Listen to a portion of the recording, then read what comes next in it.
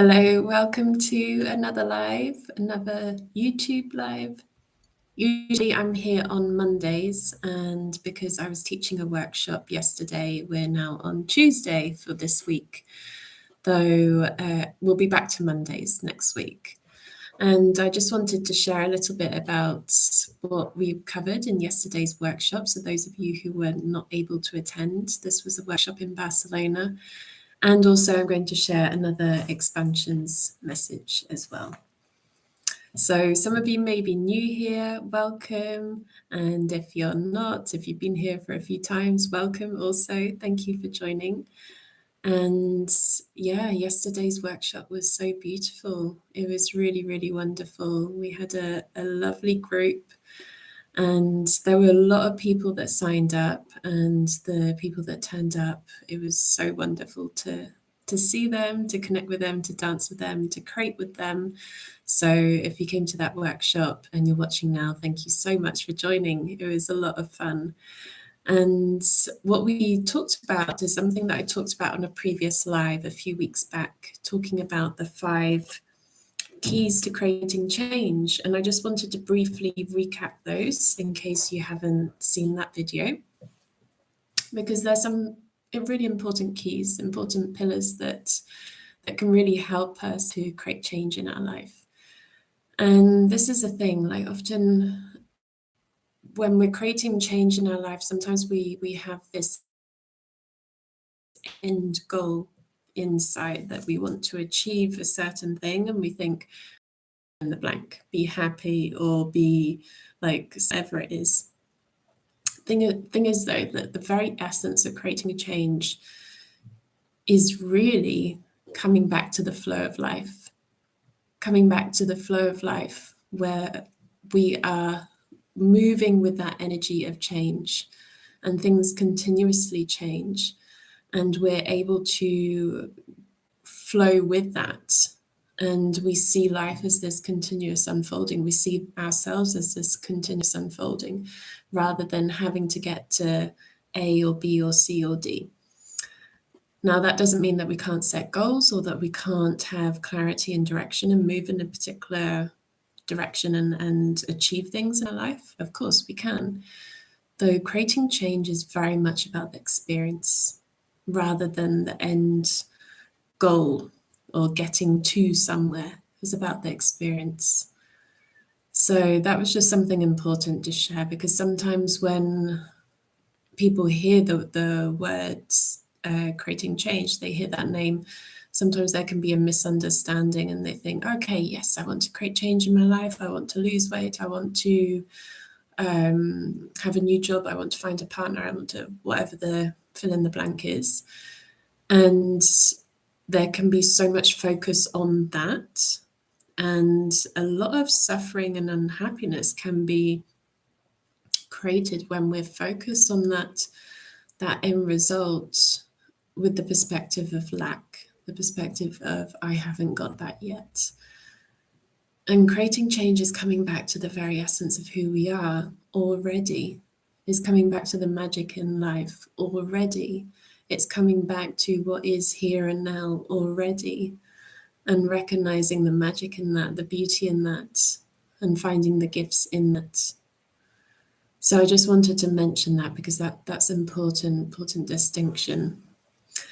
Now, just to recap the 5 pillars of creating change. So these are 5 core pillars that I cover on creating change. The full experience, like whether you just join for one module or whether you join for the whole thing. These 5 things, like if we want to really create change in our life, like this is something I mentioned in the very beginning, that's something really important. And I include it in the free taster workshops as well. So first of all, curiosity, getting curious. What's working? What's not? What beliefs are currently there? Is there anything holding us back? Are there any habits that perhaps are unhelpful? Like, what's the current situation? And just getting really curious about ourselves, the experiences that we're currently in and experiencing. And if there's anything we wish to shift our experience of, And that doesn't necessarily mean change the situation, but shift our experience of it. Though it can have a knock-on effect to change the situation, like to shift our experience of that. Like having curiosity is really important, like being curious about ourselves and life. Number 2, courage. Having the courage to let go of old identities, old beliefs, things that we hold on to like a comfort blanket. And we're like, oh yes, I need to maintain this identity that I've held on to for so many years. And it can be scary to let go of old identities. It can be scary to let go of old things. I was talking about this in the workshop yesterday, where I was saying that for so many years I was known as the NLP person. I was for 10 years working with NLP as an NLP trainer, and I still use it. It's something that is really, really useful, and it's created a wonderful foundation. Though having this, I had this almost like this identity around NLP, and then when my soul was saying, knock, knock, hello, time to move in another direction, and being someone who wants to live a soul-led life and to really listen to the heart and the soul, I wanted to listen to that and honor that, though it was incredibly scary. It was incredibly hard to let go of everything that I had created and built up, all the time and energy and money and everything I put into building up this practice of teaching NLP, to let that go and create something new. And that was scary. So having the courage to step forward and to really create a change in our life and to start listening to what's within is important. And courage doesn't mean that there's an absence of fear. Sometimes there's that misconception, like courage you can still feel the fear and still listen to the heart and soul and move forward in that direction anyway. And then we have creativity. So being creative and flexible in our thinking and in our behavior. Doing the same thing all the time and again, like repeating the same thing, we'll only get the same results. So if we want to do something different, experience something different, let's get creative. So obviously we can create as in like art, paint, dance, sing, all of that. Though creativity can also be in terms of like how we think about things, and are we really like exploring all different possible angles and asking ourselves opening questions and expanding the perspective and seeing things from a different light, like getting creative, flexible with that. And then we have consistency. So you'll notice that they all begin with the letter C, keeping in with the creating change theme. So consistency, step by step, just continuing that step by step. If we fall down, we get back up again. If we fall down, we get back up again. If we hit a brick wall, we find a way to turn that into a stepping stone. We work through things. One of the famous NLP presuppositions that is taught to all practitioners in the very beginning is there is no failure, only feedback. Failure doesn't really exist. It's all depends how you perceive it.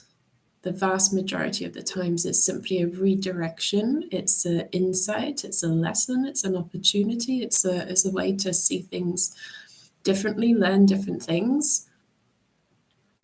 So if there are moments where we slip up, for example, we want to create a change and start a new job or career, or we want to create a change with a habit, a certain habit that we have, and then maybe one day, like for a few days, we're going well, and then we slip up, and then we revert back into old behaviors.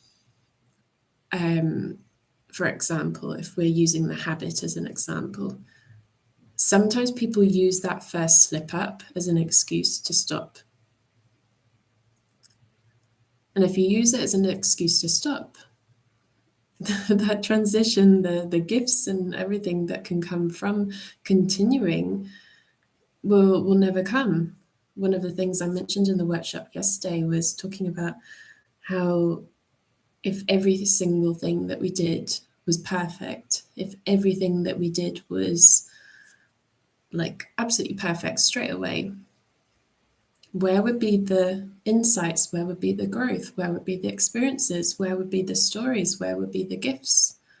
All of that, we wouldn't have it, because it's in those slip ups, it's in those hitting the brick walls, it's in all of those moments. And when we get back up again and we continue step by step, that's where the magic happens. And that's when things start to shift and change. And then finally, we got compassion. Compassion for ourselves, compassion for others. Every single person is doing the best that they know how with the current emotional state that they're in, the beliefs that they're holding on to, and that includes yourself. So bring in some compassion for yourself as you move through and create change in your life and start awakening to the magic that is you, and start awakening to the magic that is within every moment of life that's there. So that's just a little recap of the five pillars, and it's important to mention that because those 5 keys can be really, really wonderful to have in mind, to put on a post-it note, place it on your wall, have in mind. I have them here just as a little reminder whenever you're going through something and you hit a brick wall, you find something challenging, or something pops up, or that something is difficult, or you forget to, you're focused on the lack, or you're focused on the fear. Like having those 5 pillars can be a wonderful guiding light in moving through changes in your life and transitions. So yeah, I just wanted to mention that. We had so much fun yesterday, and if you haven't joined a Creating Change workshop yet, then I highly recommend it. That if you're in Barcelona, near Barcelona, or want to come to Barcelona, then you're welcome to join any of the in-person workshops that I have. There'll be some more coming up.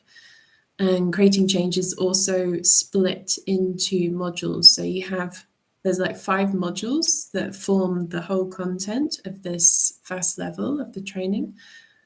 And you can also pick and choose. So you could just do one module if that's what you want. And I also have the option of doing it online as well for those who want it online. So yeah, just try it out, see what you notice. And here I have another expansions message. I wanted to share this today for this live. Just a little message and something just to come back into the heart space. So those of you who don't know, the expansions messages are messages that I tune in, set the intention to connect to my heart, to my soul. I ask questions and I just write and I just notice what comes up. And sometimes these messages can be things that I know already, and it's a good reminder. Sometimes they're worded in ways that I would never word things in that way before, and it's really insightful and it brings new perspectives for me, which is why I'm sharing them here, because this is a personal practice and this is something that I share more in the monthly emails that I send every month on the newsletter list. Though I wanted to share little snippets here, and I do so on YouTube, on Instagram. I just share little snippets because it's all very well. I mean, yeah, I can benefit from them and have them here for me, but I want to share things with you as well so that you can maybe find some insight and benefit from that as well.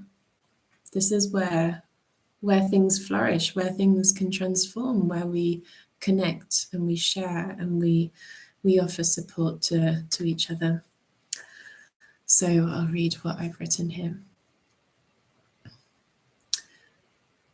You cannot know the immensity of who you are through the limited perspective of the mind until you step into your heart.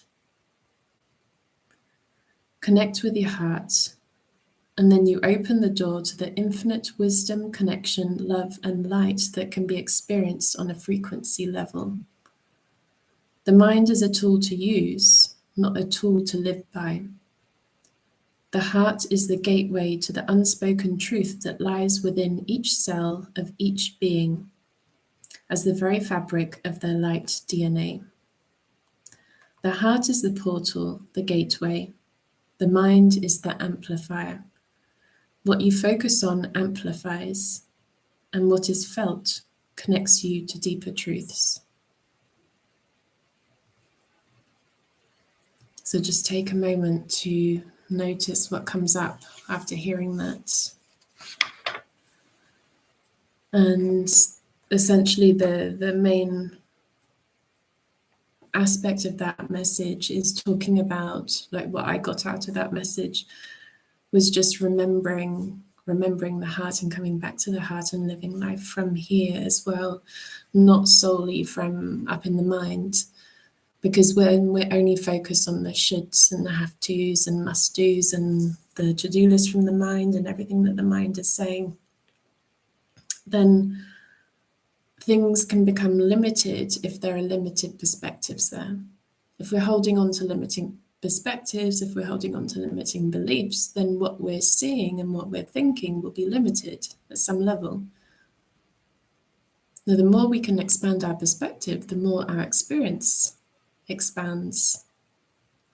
Because a lot of our experience is based on how we see things, how we perceive things, what we think about things, what we believe about things. So the mind is useful, though if we're living according to it, according to what any negative thoughts might be saying, all of that, if we're living according to that, then if there are limitations there or blocks there, then it can limit our experience. Now, when we move into the heart, and when I talk about the heart, I mean that deeper core of the heart, like that all-loving essence that's within. And if you're not quite sure how to connect with that, you can start off just bringing yourself back to a memory where you felt loved, or you felt compassion, or you felt that warm sensation within. Perhaps you were cuddling your dog or your cat or a loved one, or you were experiencing beauty in nature, or that there can be many different memories. So you can start off there. So it's simply just setting that intention. Okay, yeah, back to the breath, back to the heartbeat, back to that all-loving essence. And when we start living life from there, then it's infinite. It's infinite. And if there are any limitations in terms of how we give and receive love, most often it's because there's a belief.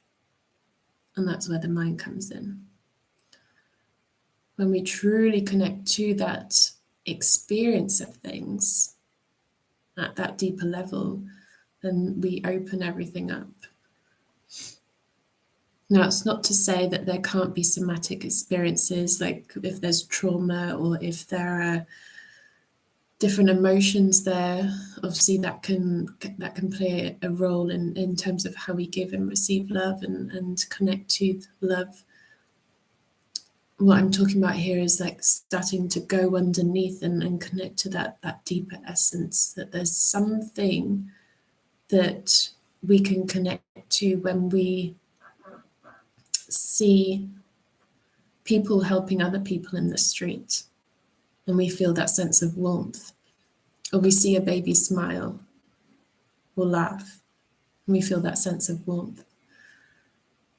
Or it's those little big things. This is how I started the workshop yesterday, and I do with most of my workshops. Introduce yourself, your name, and something that you love. Those little big things that put a smile on your face. Now, the message was talking about how the mind is an amplifier and the heart is the gateway.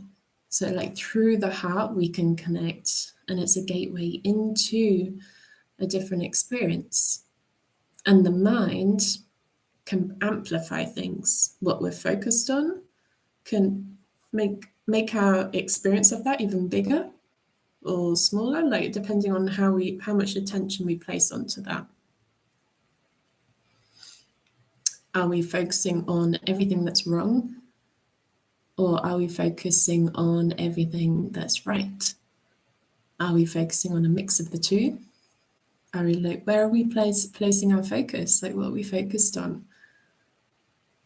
So what we tend to place our attention on, if I'm focused on problem the whole time, that problem is going to feel really big and heavy. If I'm seeing problem and asking opening questions, noticing what's around that, what possible solutions, or simply just sitting with the emotions and acknowledging the emotions and allowing them to flow through us, rather than resisting it and holding on to this problem tightly, then we allow it to flow through us, and then we're able to open up to everything else around that. And then it ceases to be such a big problem. So it's not about bypassing, it's not about only love and light, it's not about only see the positive side of things. It's about noticing what's currently challenging or not working or uncomfortable or difficult, and also not remaining stuck in that, allowing ourselves to move through that and not remaining fixated on that problem the whole time, so much so that we can't even see the solutions. So the mind is the amplifier, the heart is the gateway to deeper connection. So that's the expansion message for this week. If you like more, then you can join the newsletter list. And I send an email every month, and I give updates on what events are on, both online, in person. I share more personal experiences and more expansions messages in those emails as well. And yeah, thank you so much for watching, for tuning in. Next week, we return to Mondays as always. So Monday at 7. And again, if there are any questions, any queries, I've been getting some emails coming through with topics for podcasts, episodes, and maybe I include some of them on these lives as well. If you have any specific things that you're working through and you want some insights on, then feel free to email me, info@emmabradford.net, info@emmabradford.net, and you can ask away. And I can only share from my experience, and obviously take what resonates. If anything doesn't resonate, that's totally okay also. So there's also the podcast. The next episode is coming out this Wednesday, so tomorrow. And tomorrow's episode, if I remember correctly, I think, because I schedule ahead, I think tomorrow's episode is all about the masculine and the feminine polarities. So big topic, a big topic. And I talk a little bit about a common misconception of the polarity world and how sometimes there can be this focus of women have to only focus on being one way and this way, and there's a lot of dogma. So I'll talk a little bit about that in the podcast episode. So whether you're tuning in live or watching the replay, thank you so much. And I'll connect with you again next week. Much love to you.